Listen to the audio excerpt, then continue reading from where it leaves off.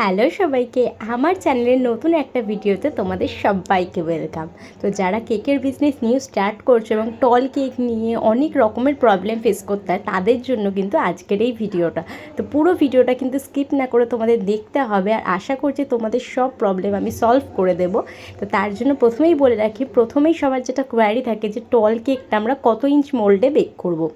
তো এর জন্য কিন্তু তোমরা 1 পাউন্ডের মোল্ডই ইউজ করতে পারবে। তার জন্য তোমাদের 2টো কেক বেক করতে হবে, তাহলে কিন্তু 4টে লেয়ার এমনিই বেরিয়ে আসবে, যেটা তোমরা ফার্স্টেই ভিডিওতে দেখতে পেলে।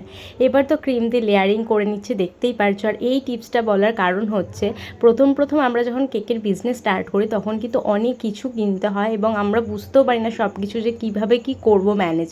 তার জন্য কিন্তু এই টিপসটা তোমাদের বললাম, যেটা আমি নিজেও কিন্তু যখন প্রথম কেকের বিজনেস স্টার্ট করি নিজেও এটাই করতাম, তাই তোমাদের সাথেও এটাই শেয়ার করলাম। এবার আসি কেকের লেয়ারিংয়ে, কারণ একটা কেক কিন্তু সুন্দর করে বানানোর জন্য লেয়ারিং, ফিনিশিং অ্যান্ড ডেকোরেশন সবটাই প্রয়োজন।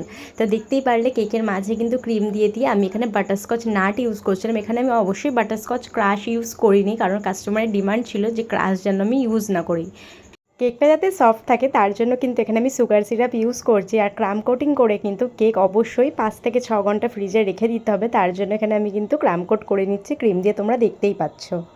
ক্রাম কোট কিন্তু যতক্ষণ করতে পারবে কেক কিন্তু তত সুন্দর সেট হবে। এরপর প্রায় 5-6 ঘন্টা পরে আমি কেকটাকে বার করে কিন্তু উপর থেকে ভালো করে ক্রিমের লেয়ার দিয়ে দিচ্ছি। আর এই ক্রিম দিয়ে সমান করাটা আমি একটাই কথা বলবো, তোমরা যত প্র্যাকটিস করবে তত কিন্তু এটা তোমরা ভালো মতো করতে পারবে। আমারও প্রথম ফিনিশিং ভালো আসতো না, তারপর কিন্তু প্র্যাকটিস করতে করতে এখন অনেকটাই সুন্দর হয়েছে, সেটা তোমরা লাস্ট অবধি দেখলেই বুঝতে পারবে। যেহেতু কাস্টমারের ডিমান্ড ছিল 2টো কালারের মধ্যে কেকের কালার কম্বিনেশন করার জন্য, তার জন্য কিন্তু নিচ থেকে আমি ডার্ক ব্লু কালার এখানে ইউজ করছি, আর তারপরে কিন্তু সমান করে নিয়েছি। এবার কিন্তু সাইড থেকে আমি এখানে গোল্ডেন এডিবেল পেপার লাগিয়ে দিয়েছি। এই পেপারগুলো কিন্তু খাওয়া যায়। উপর থেকে কিন্তু আমি এখানে কিছু সুগার বল অ্যাড করে দিয়েছি।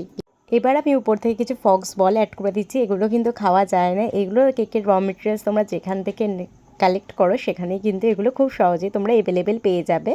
এরপর কিন্তু আমি ডেকোরেশন কমপ্লিট করার জন্য এখানে চকোপাই 2টো বিস্কুট অ্যাড করছি। এখানে তোমরা ওরিও বিস্কুটও অ্যাড করতে পারো, যেহেতু আমার কাস্টমারের ডিমান্ড ছিল এটাই, তো সেটাই করেছি। আর শেষে কেকটাকে ইনহ্যান্স করার জন্য কিন্তু এই পাশ থেকে আমি নিউট্রাল জেল দিয়ে দিয়েছি কালার মিশিয়ে, আর উপর থেকে একটা হ্যাপি বার্থডে ট্যাগ দিয়ে কিন্তু কেকটা কমপ্লিট করেছি। এরকম কেকের ভিডিওর ইনফরমেশন পেতে কিন্তু আমার চ্যানেলটাকে সাবস্ক্রাইব করে পাশের বেল আইকনটা বাজাবে।